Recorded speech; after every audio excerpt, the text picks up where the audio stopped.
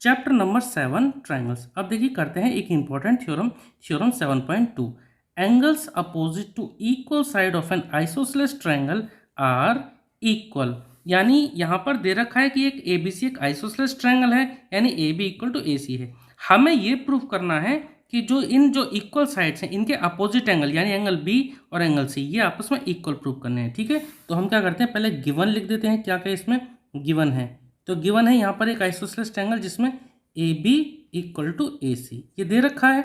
हमें प्रूव क्या करना है, देखिए लिख देते हैं टू प्रूव। क्या प्रूव करना है, हमें प्रूव करना है angle B equal to angle C। ठीक है, तो देखिए ये एंगल इक्वल हो जाएंगे आसानी से। इसको करने के कई तरीके हैं। हम क्या करते हैं, एक कंस्ट्रक्शन कर लेते हैं। हम इसको प्रूव करने के लिए कंस्ट्रक्शन करते हैं। एक क्या करेंगे कंस्ट्रक्शन, एंगल ए का बाइसेक्टर निकाल लेते हैं। एंगल ए का बाइसेक्टर का मतलब है एंगल ए को दो पार्ट में डिवाइड करती हुई एक लाइन, और ये BC पर जाकर यहाँ कहीं मिल जाएगी। ठीक है, तो एंगल ए का बाइसेक्टर का, तो एंगल ए का बाइसेक्टर हम यहाँ निकाल लेते हैं। एंगल ए से यहाँ पे कहीं ये इस पॉइंट पे D पे मिल जाएगी। ठीक है, तो AD is the bisector of angle ए। ठीक है, तो यहाँ हम लिख देते हैं कंस्ट्रक्शन, लिख देते हैं ड्रॉ बाइसेक्टर ऑफ एंगल ए।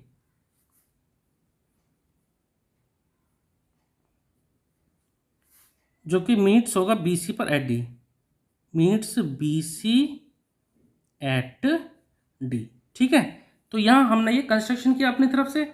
अब देखिए जब हमें ये एंगल और ये एंगल प्रूव करने हैं तो हम एक काम करते हैं, इन दोनों ट्रायंगल को कॉन्ग्रुएंट कर लेते हैं। देखिए कैसे करेंगे, पहले हम लिख देते हैं in triangle ABD and triangle दूसरा कौन सा ACD। देखिए अगर हमने ये दोनों ट्रायंगल कॉन्ग्रुएंट प्रूव कर दिए तो बाई CPCT से हम एंगल B को एंगल C के इक्वल दिखा देंगे। देखिए प्रूव कैसे करेंगे, तो देखिए कॉन्ग्रुएंट प्रूव करने के लिए हमें तीन चीज चाहिए। कोई दो ट्रायंगल कॉन्ग्रुएंट प्रूव करने के लिए हमारे पास चार क्राइटेरिया है।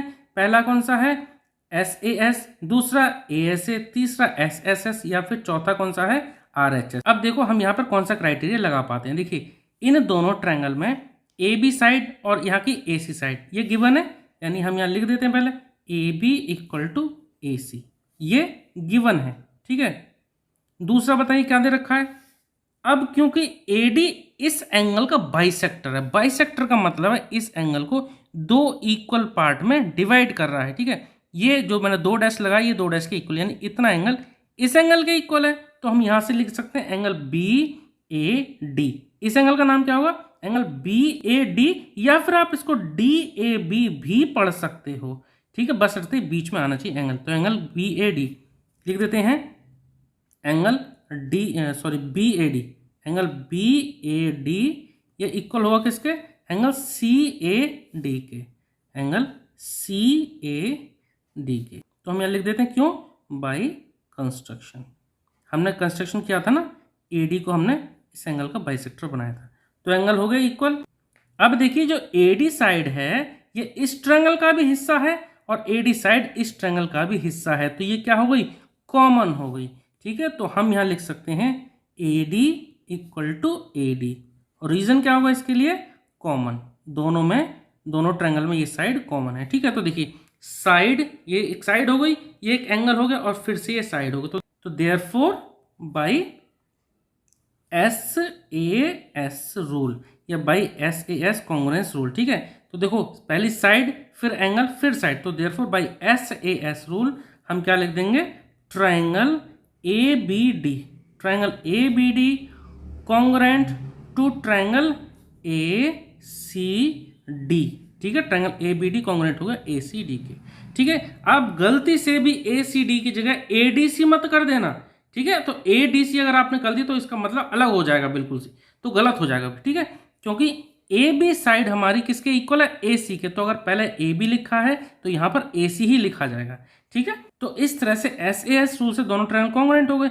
जब दो ट्रायंगल कॉन्ग्रुएंट हो जाते हैं तो उनकी जो बाकी की जो बची कुची जो करस्पॉन्डिंग साइड या एंगल्स हैं वो भी इक्वल हो जाते हैं। ठीक है, जब ये दोनों ट्रायंगल कॉन्ग्रुएंट हो गए तो हम लिख देते हैं therefore by CPCT corresponding part of congruent triangle, जो दो ट्रायंगल कॉन्ग्रुएंट है उनके करस्पॉन्डिंग पार्ट भी इक्वल होंगे।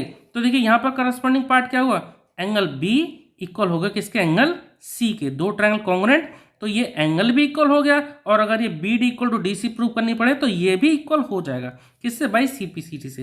लेकिन हमें सिर्फ इस एंगल को प्रूव करना है इस थ्योरम में, तो क्या लिख देंगे, therefore by C P C T angle B equal to angle C.